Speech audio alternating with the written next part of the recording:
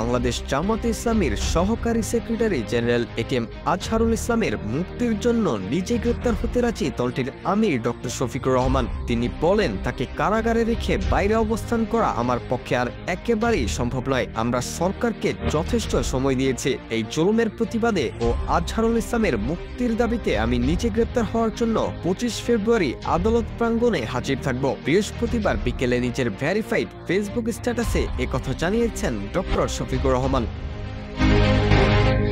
বাংলাদেশ জামাতে ইসলামীর আমির ফেসবুক স্ট্যাটাসে লিখেছেন, আপনারা নিশ্চয়ই লক্ষ্য করেছেন ফ্যাসিবাদের নিষ্ঠুর জুলুমের শিকার মুসলিম জননেতা এটিএম আজহারুল ইসলাম সাহেব এখনো বন্দী রয়েছেন। একে একে সব জাতীয় নেতৃবৃন্দ মুক্তি পেলেও তিনি বৈষম্য ও জুলুমের শিকার হয়ে বন্দির জীবনের কঠিন বোঝা বহন করে চলেছেন। তাকে কারাগারে রেখে বাইরে অবস্থান করা আমার পক্ষে আর একেবারেই সম্ভব নয়। আমরা সরকারকে যথেষ্ট সময় দিয়েছি। এই জুলুমের প্রতিবাদে এবং এটিএম আজহারুল ইসলামের মুক্তির দাবিতে আমি নিজে গ্রেপ্তার হওয়ার জন্য 25 ফেব্রুয়ারি আদালত প্রাঙ্গণে হাজির থাকব।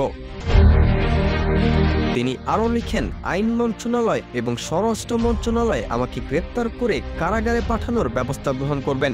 সময় মতো আমাকে যথাস্থানে পাবেন। উল্লেখ্য, 2014 সালের 30 ডিসেম্বর যুদ্ধাপরাধের দায়ে আজহারকে ফাঁসিতে ঝুলিয়ে মৃত্যুদণ্ডাদেশ দেন আন্তর্জাতিক অপরাধ ট্রাইব্যুনাল।